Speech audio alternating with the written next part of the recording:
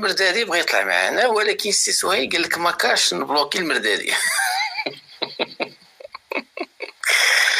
شوفوا لطيف سي سهيل نشوف الاخ المردادي ربما شو معنا باقي حاله في الكومونتيرات.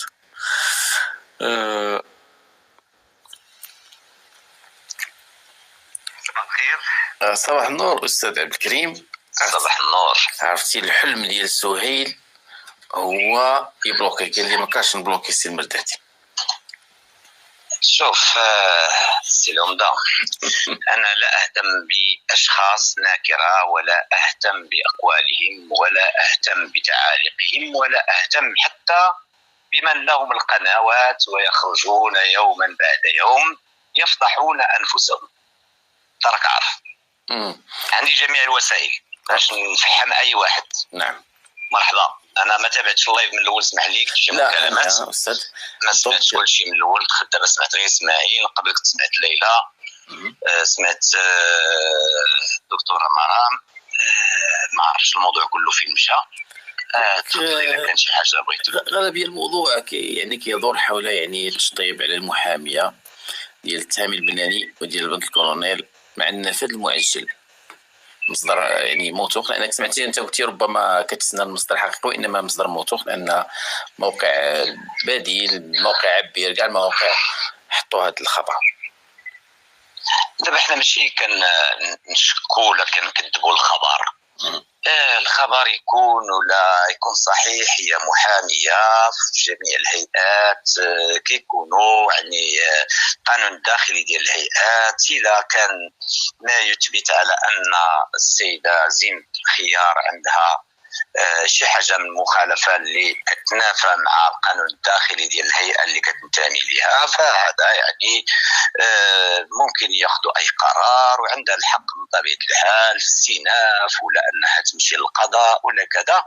فهذا موضوع ما غاديش نكون انا عارف اكثر منها هي شنو طرا وشنو ما طراش، او هاد الناس اللي كيترافعوا ولا اللي فرحانين لسبب واحد، ليس ضدا في شخص الاستاذه زينب الخيار، وانما فقط انها كترفع على واحد الملف اللي يراد لها من طرف الناس اللي كيضربوا في العداله ديال بلادهم وما بغاوش الحق ديال نور الدين العطور الله يرحمه النائبان، هما اللي فرحانين.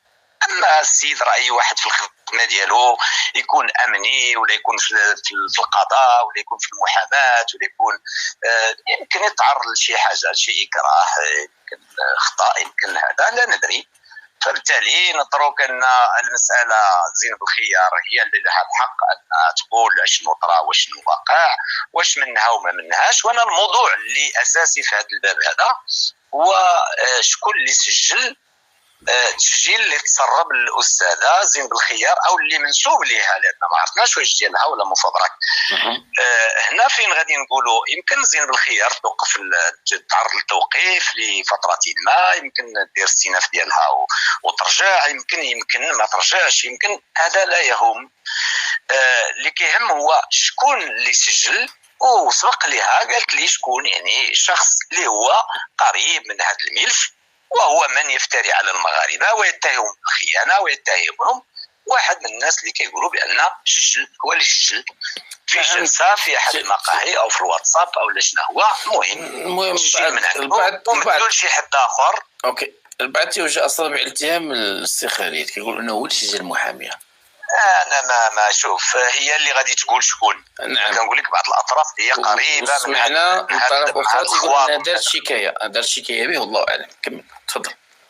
فوالا دونك هي اللي غادي تقول شكون، اللي غادي تبغي تخرج تقول شكون، غتقول شكون. انا عندي معلومه وعارف بان الطرف اللي هو قريب، فمن بعد ما غاديش نسميه، هي تسميه، فهمتي. نعم. هذه من جهه ما يتعلق بالملف ديال المرحوم الشهيد كون عليه نور ديال العطور، فهو بين ايادي القضاء وكاين محامي ثاني. فهذا الشيء كنا قرينا بالحساب من قبل، ماشي اننا عارفين راه غادي يوقع هذا الشيء. يمكن السيده انا شخصيا قلتها للعائله ذاك الوقت، لو ان خص محامي اخر، يمكن هذه السيده الوالد ديالها مريض، يمكن الا قدر الله وصلوا الاجل ديالو او لظروف صحيه ديالها او لا شي حاجه، كيخص يكون محاماه اخرين ماشي واحد. يقدر يكون اكثر من محامي، وهذا شيء طبيعي. ماشي معناه الا مات شي قاضي ولا مات شي رئيس ديال شي محكمه ولا مات شي محامي ولا مات شي طرف من المطالبين بالحق المدني او من المتهمين راه الملف صافي غيموت. الملف راه ما كيموتش، والملف ما كيعرفش شنو غتشطب. فنفرقوا الاشياء. وقع ليها مشكل الا كان صحيح، وعلى كل حال النشر خرج، ولكن انا دائما كنبقى لان ما عنديش دليل. تخرج الاستاذه وتقول لها شنو وقع غادي نسمعوا منها هي. نعم. الاخبار خرجت في هذا ولا اعتقد بانها كاذبه، ولكن كنتحفظوا كنقولوا خليها، وهذا ما عنده حتى شي علاقه الا الناس اللي عندهم الحقد والبغض واللي كيفرحوا لفشل القضاء هم. لان كاين اللي باغي مثلا القضيه ديال كون العطور صافي تمشي ما يبانش الاثار ديالها، مات صافي كان تاكل ومات وصافي. وهاد الناس لا احترمهم. لماذا؟ لسبب واحد، لان ملي غادي يموت واحد اليوم ونبداو نتمناو ان ما يبانش حقه، وغدا الا مات لك شي واحد ولا تقتل لك شي واحد، ماشي مات عفوا، تقتل لك شي واحد وخرجتي كتبكي ولدي مات ولا با مات ولا عمي مات ولا كذا، ما تسناش الناس ان يتعاطفوا معك، لانك انت بغيتي ان الامور اي جريمه قتل انها تحفظ وانها تختفي من الوجود وما يتكلم عليها اي واحد، ولا يتكلم عليها شي واحد نخرجوا نتهموا بالخيانه الوطنيه ونتهموا بتكوين جماعات سريه ونتهموه بالشذوذ ونتهموه بكاع اي حاجه جاتنا على فمنا نقولوها. فزعما انا والله اشفق الى هؤلاء الناس. انا كنقول ودي حتى اللي مثلا عنده الشك، من حق اي واحد يشك في شي حاجه ما قنعاتوش، ربما ما متابعش. يعني كتسمعني سعوده؟ صحيح سي المرزي، تفضل. ربما مثلا ما مطلعينش على التفاصيل ديال الملف، ربما دازتهم اشياء او معلومات ما طلعوش عليها. والمهم على كل حال كل انسان كيكون واحد القناعه بناء على المعطيات اللي عنده. انا براسي دابا الا جبتي لي مثلا قضيه اللي كنسمع بها كيهضروا عليها المغاربه التهامي بالنانيه، نقول لك ودي انا ما متبعش صراحه الله، ما عرفتش التفاصيل، عارف شي حوايج ولكن ما عرفتش التفاصيل. ماشي بحال هذا الموضوع اللي في وسط منه عارف شنو كاين. فبالتالي احترم حتى دوك الناس، ولكن غير ما يكونوش تبين الحق. يقول لك ودي الله يبين الحق. حنا ماشي عندنا لا سميتو مع فلانه او علانه او المتهمين او لا لا لا لا. حنا بغينا ان الحق يبان. يمكن يطلع هذا الشيء بان ذاك السيد قتلوه ناس اخرين وبغاو يسميوه في عائلته او في مراته او في ولادو او في الاقارب ديالو. انا هذا هو المنطق اللي كنطلق منه. عمري ما قلت بان فلانه اللي قتلته ولا فلان اللي قتلو، لا. كنقولوا بان السيد مقتول لان فين تشاف وفين كذا واشنو كاين والشهود وشنو كاين، وكاين حوايج اللي ما تذكرونا في الاعلام لا والو. عندي عارفهم ما غاديش نقولهم. عندنا في سريه البحث، نهار ترفع سريه البحث على هذا الشيء صحيح يمكن نتكلموا بالتفاصيل. العيب والعيب كله هو ان الانسان يبغي يتضمس داك الشيء غير ضد او لا كيدافع على شي حد اخر. هادو هما الناس اللي انا كنلومهم. بخصوص ما يمكنش في بلد يعني متحضر، ما يمكنش مثلا هذا الشيء وقعنا ما تلقاش واحد كنقولوا كنعاودها اللي غتلقاه كيدافع ولا كيجي من جهه المشتبه فيه. المشتبه ماشي المتهمين، كيبغي تبان ديك الحقيقه. هذا هو المجتمع اللي بغينا، هذه هي القوه ديال سميتو اللي بغينا باش يكون عندنا قضاء اللي كيبحث كيعرف بان المواطنين ديالو راه ماشي كينقسموا على جوج، وحدين باغيين الحقيقه وحدين ما باغيينهاش. لا، خص المجتمع كله يكون باغي ان تبان الحقيقه. الا عندنا غرام ديال الشك بان شي مواطن بغض النظر واش نور ديال العطور ولا شي واحد اخر انه مات في طريقه في ظروف مجهوله وكينشكوك على انه تقتل او انه تسمم او ان شي حد اذاه، المجتمع كله كيوقف وقفه رجل واحد يطالب بتبيان الحقيقه وتعميق البحث.